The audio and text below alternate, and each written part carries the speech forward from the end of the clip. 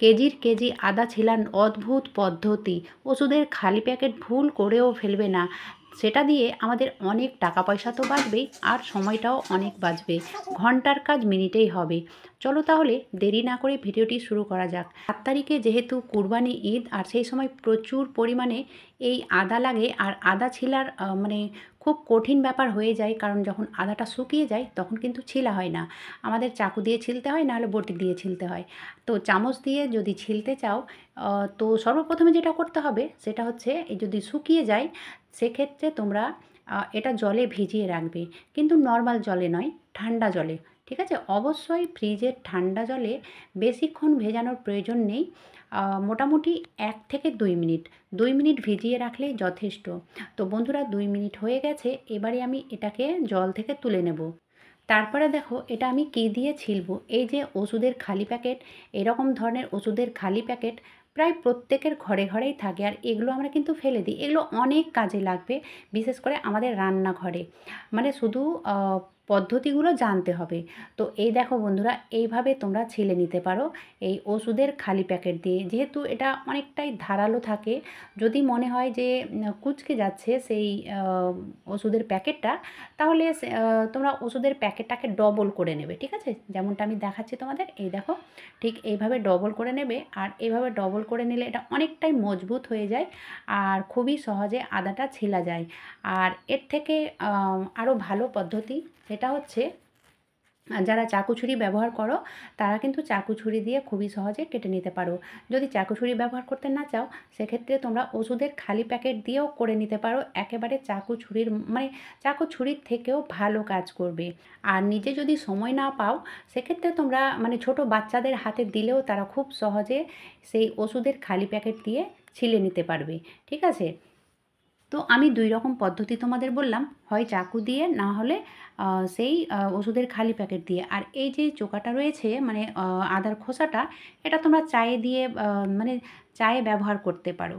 তারপরে দেখো ওষুধের খালি প্যাকেট আর আমরা কী কী কাজে লাগাতে পারি, সেই থেকে আমি ২-৩ টে পদ্ধতি তোমাদের সঙ্গে শেয়ার করলাম। সে তো প্রচুর কাজ রয়েছে সেই ওষুধের খালি প্যাকেট। যেমন ধরো গ্যাসের চুলা, মানে গ্যাস স্টোভ যখন আমরা মোছামুছি করি, তো খুব সহজে আমরা এই উপরের পার্টটাকে মুছে নিই।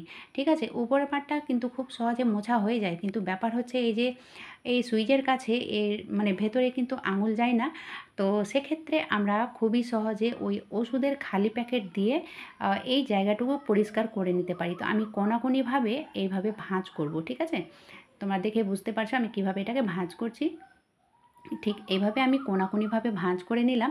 তারপরে যদি ময়লা জমে থাকে, তো সেক্ষেত্রে তোমরা এইভাবে প্রথমে ময়লাটাকে তুলে নেবে। ঠিক আছে? ময়লাটাকে মানে খুবই সহজে আর খুব তাড়াতাড়ি কিন্তু এই ওষুধের খালি প্যাকেট দিয়ে ময়লাটা তুলে নেওয়া হয়। তারপরে দেখো ময়লাটা তুলে নেওয়ার পরে আ যে মোছামুছির জন্য কাপড় ব্যবহার করি, সেটাতে এভাবে দিয়ে দেবে, আর ভেতরটা খুবই সহজে মুছাও হয়ে যাবে। তো হয়ে গেল না ঘন্টার কাজ মিনিটে, মানে কোনো টেনশনই থাকলো না। চলো এবার দেখে নেওয়া যাক ওষুধের খালি প্যাকেট আর কী কাজ রয়েছে। এবারে যেটা দেখাবো সেটা অবশ্যই প্রত্যেকেরই প্রয়োজন হয়, আর সেটার জন্য আমরা অনেকটাই মানে টেনশন করি যে এই কাজটা কিভাবে করব। তো সেটা কিন্তু খুবই সহজে আমরা করে নিতে পারবো। তো এই দেখো বন্ধুরা, আমি নিয়েছি ১ টুকরো ওষুধের খালি প্যাকেট, আর এটাকে ছোট ছোট টুকরো করে কাট করে নেব। মানে যতটা ছোট ছোট সম্ভব হয়, ঠিক এইভাবে ছোট ছোট টুকরো করে কাট করে নেব। তো কাট করে নেওয়া হয়ে গেছে। এবারে দেখো এটা কী করব। তো এই দেখো বন্ধুরা, মানে এতটা হয়েছে আর কি। যাই হোক, এতেই যথেষ্ট। আর তারপরে এখানে দিয়ে দেব ১ পিস লেবু। তো এই লেবুটাকে আমি ছোট ছোট টুকরো করে কেটে নেব। তো এভাবে আমি কাট করে নিলাম, মানে রসটাকে গালিনি, শুধু ছোট ছোট টুকরো করে কাট করে নিয়েছি। এবারে ব্যাপার হচ্ছে এই যে জলের বোতলগুলো, এগুলো তো আমাদেরকে মাঝে মধ্যে পরিষ্কার করতে হয়। তো যতই জলের আয়রন জমে থাক না কেন, তোমরা যদি এইভাবে পরিষ্কার করো, তাহলে একেবারে নতুনের মতো চকচকে হয়ে যাবে। তো এখানে দিয়ে দিলাম আমি বেকিং সোডা, মানে খাবার সোডা। আর সবাই জানো যে খাবার সোডা ক্লিনিংয়ের জন্য কত ভালো কাজ করে, মানে ভীষণই ভালো কাজ করবে, আর মানে সময়টাও বেশি লাগবে না। আর এই যে জলটা দিলাম, এটা কিন্তু নর্মাল জল নয়, হালকা কুসুম গরম জল দিয়েছি। মানে যতটা বোতলে সহ্য হয় আর কি, মানে একটুখানি গরম করে নিয়েছি।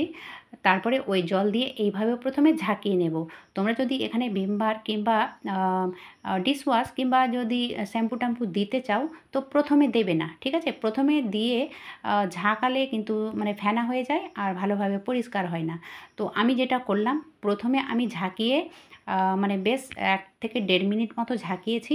তারপরে আমি এতে দিয়ে দিলাম ১ চামচ মতো শ্যাম্পু, ঠিক আছে?